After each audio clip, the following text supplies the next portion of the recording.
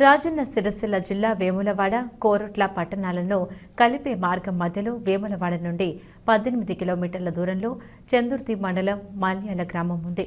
ఈ గ్రామం అనగానే చుట్టుప్రక్కల గ్రామ ప్రజలకు గుర్తుకు వచ్చేది చుండెలుక బావి. నీళ్లు ఈ విశ్వంలో ప్రతి జీవి మనుగడకు గాలి తర్వాత ముఖ్యమైంది నీరు అనే విషయం మనందరికీ తెలిసిందే.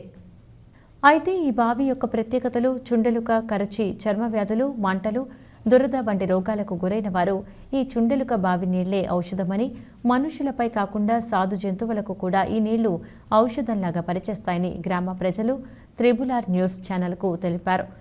ఆది గురువారాల్లో అనగా 7 వారాలు ఈ బావి నీళ్లతో స్నానం చేయటం, వంట కూడా ఈ నీళ్లతోనే చేసుకోవటం వల్ల చాలా వరకు అనేక మందికి చర్మ వ్యాధులు తగ్గుతాయని, ఈ బావి నీళ్లతో స్నానం కోసం డాక్టర్లు చుట్టూ తిరిగిన ఎన్ని మందులు వాడినా తగ్గని చర్మ వ్యాధులు వరంగల్, హైదరాబాద్, నిజామాబాద్, ఆదిలాబాద్ జిల్లాలతో పాటు మహారాష్ట్ర నుండి కూడా అనేక మంది వ్యాధిగ్రస్తులు వచ్చి బావి నీటితో వంట చేసుకుని వ్యాధి తగ్గే వరకు ఇక్కడే ఉండి వ్యాధి తగ్గిన వారు ఉన్నారు.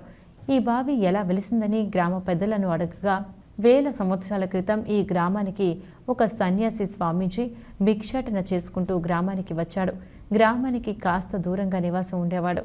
గ్రామంలోని కొందరు చుండెలుక కరిచి చర్మం పుండెలుగా తయారయ్యి దురదతో ఇబ్బంది పడ్డటం చూసి వారిని తన నివాస స్థలానికి పిలిచి తన చేతులతో ఒక నీటి గుంట తవ్వి అందులో పంచలోహాలు మరియు రాగి పత్రాన్ని ఆ గుంటలో పెట్టి గుంటలో నీళ్లతో 7 వారాలు స్నానం చేయమని చెప్పగా ఆ గుంటను బావిగా తవ్వి గ్రామ ప్రజలు చర్మ వ్యాధిగ్రస్తులు తమ వ్యాధులను నయం చేసుకుంటున్నారు. దీనికి మేము మందు ఇస్తామని చెప్పేసి వేరే మందు ఇచ్చారు. ఆ తర్వాత ఈరోజు ఇక్కడ మల్యాల దగ్గర చుందెలుక బావి అని ఉన్నది. ఆ బావిలో స్నానం చేస్తే ఈ స్కిన్ డిసీజ్ తగ్గిపోతుందని చెప్పేసి వాళ్ళు చెప్పారు. అందువల్ల మేము ఇక్కడికి రావడం జరిగింది. స్నానం చేసి మళ్ళీ తిరిగి వెళ్తాం. దేవాపూర్, మంచిర్యాల డిస్టిక్ నుంచి వచ్చినాం మేము.